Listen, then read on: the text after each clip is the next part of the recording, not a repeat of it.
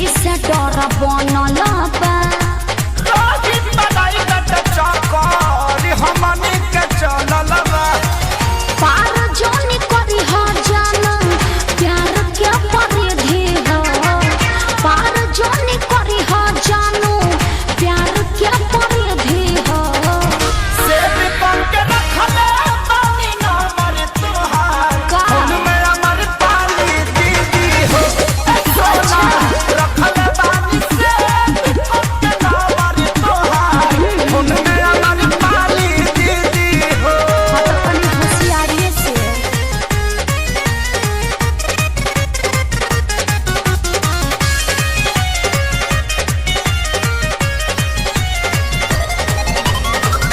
आज जितना माना कर जिंदगी भर मनी है हे तारीफ के प्यार तुम पारोरी जानी जानी हा मन बनो ए आज जितना मान